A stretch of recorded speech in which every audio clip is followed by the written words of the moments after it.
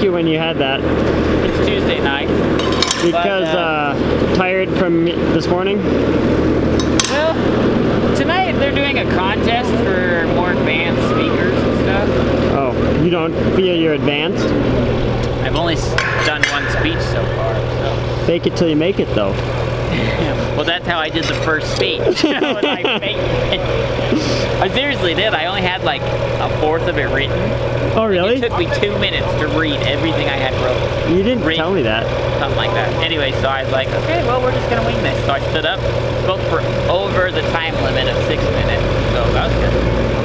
Nice. So I thought about faking it, but I don't really want to. Don't really feel like it. So I gotta go grab one quick little tool to help me get my marks on the inside, and then I will show you. Safety 101 with Jacob Schofield. This qualifies you for OSHA. Actually. Yeah. Actually, this is smarter than OSHA. Okay, nobody says nothing about this, but if you are using grinders, I would just suggest you do it all the time. You get you a brand new hoodie. You got drawstrings that are like a foot long on both sides. This is gonna get wrapped up in something. So, the only tool you need is a knife. Get that sucker opened up, super nice. And then if you want drawstrings, I cut them down 3 inches. And that way you still got drawstrings if you want them.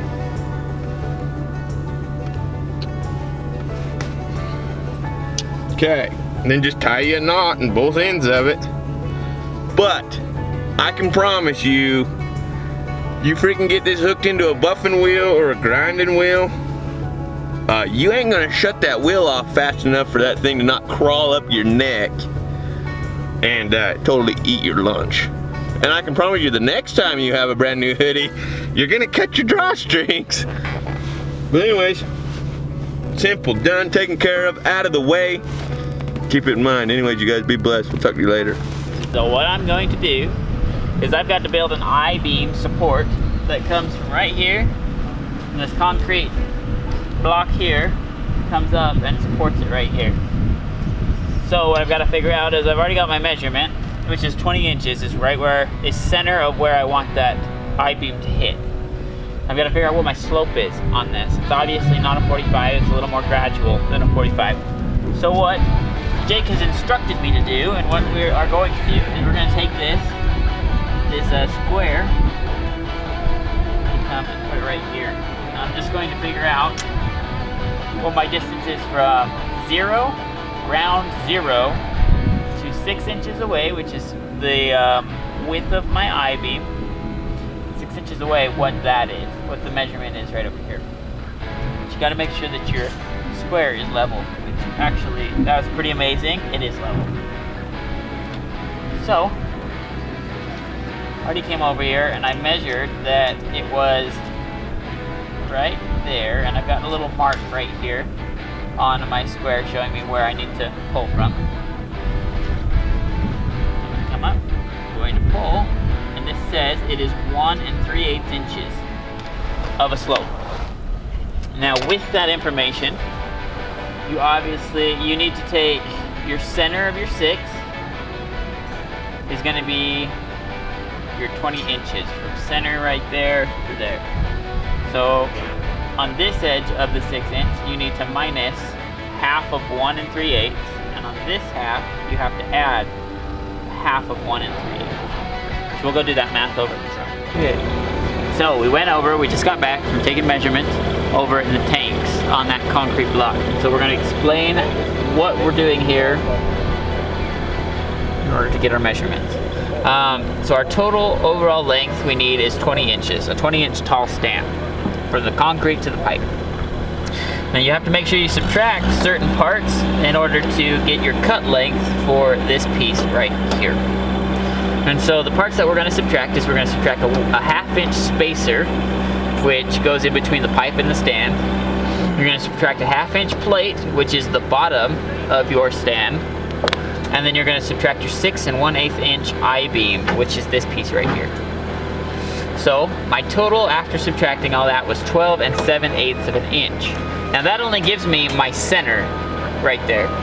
So now I have to figure out what this length right here is gonna be and what this length right here is gonna be. Sorry, not center, I meant center right here.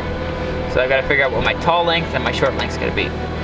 When we went over there and we got our measurement, we decided that from 0, sorry, I'm just gonna draw right there, from right here, that was what we considered 0. And then our measurement right here was 1 3/8 inches. But we need half of that, yeah. So, and our half of that is 11 16 inches. Sorry, I've already done some of the math. So what we did was we took our length right here, 12 7/8, and in order to get this one, we had to add 11 16 inches to that, and we got 13 9/16. Now in order to get this one, we have to subtract 11 16 inches from this, and we got 12 3/16. So when we go and we cut our piece of I-beam over there, we're going to measure it on one of the sides. We'll measure 13 9/16 and then go off that same mark and go 12 3/16. And we'll show you how that goes. There's a lot of grinding. Boom. So 13 and what, dude? 13 9/16 for our top measurement, 12 3/16 for our bottom measurement. Now that gives you your angle. Yeah. So if I was to draw myself a straight line right here, 1 3/8 inches. 1 3/8 inches. Okay, so now update. We had an update, and we had a helper come over who is a scholar of a gentleman, Evan. He came over and told me that if I was to cut it off at this end, it would save me a cut. So right here, I would not only have to cut that, but then I'd have to cut it straight again, and then I'd have to cut my next piece out. So this is how we changed it up. Come over here. Come over here. Come. So the only thing I had to do, piece of cake, we decided it was 1 3/8 inches different. So I did my tape measure from right there to there, 1 3/8 inches. Gives me that same exact angle. Yep. Perfect, boys. This is what we're gonna do. We're gonna cut this off, then we're gonna give ourselves a straight cut wherever we need it to, and then give ourselves another straight cut. We'll Boom, slap done. it together.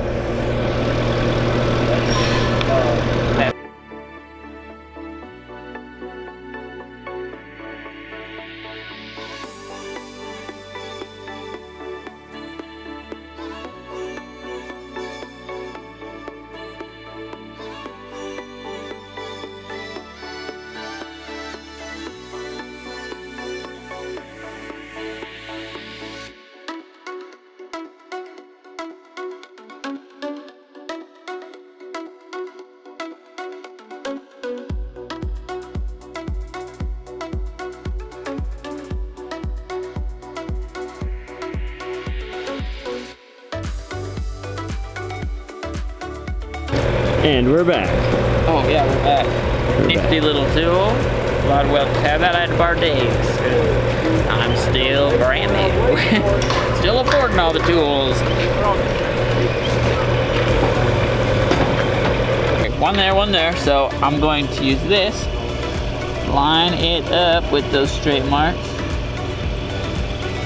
There we go. Now, helpful tip.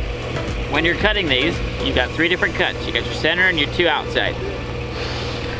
A tip brought to you by Josh Pierman, the welder over there, is to cut your center line first.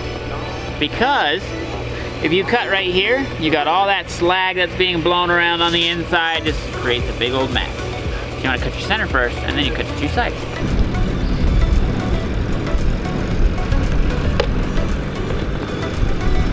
Oh, like a true Boilermaker. Right now we're just installing the grounding lugs. Which is, those are for the electricians. So down there.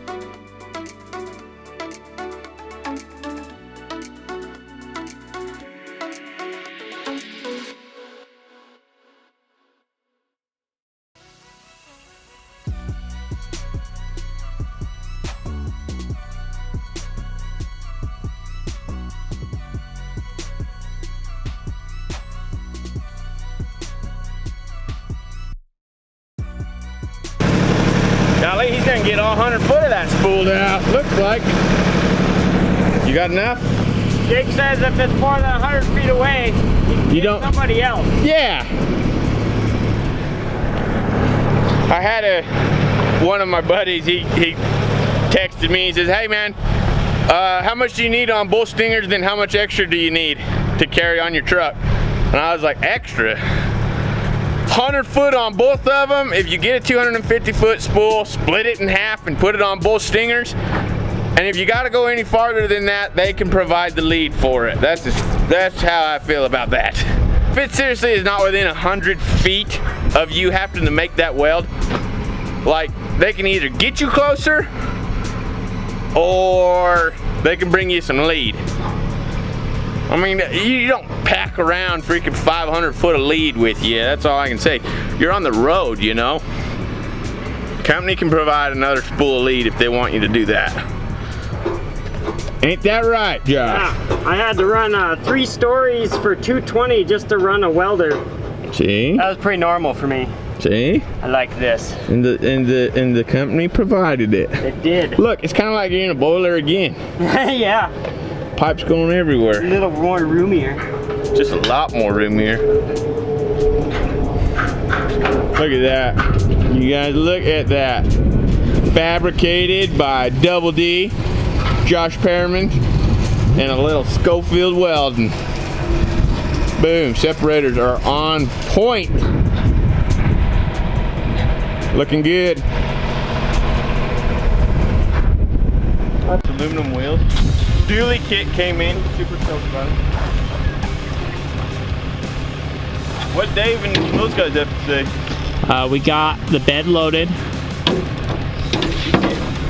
Yeah. Good job! That's impressive! Dave built himself a flatbed frame, if you can see it, on the back of his truck. Looks really good. That sucker does look so good. Super sharp. How was grinding lugs? Fun. Scratch the paint up and weld it. Oh yeah. That's crucial. Hey!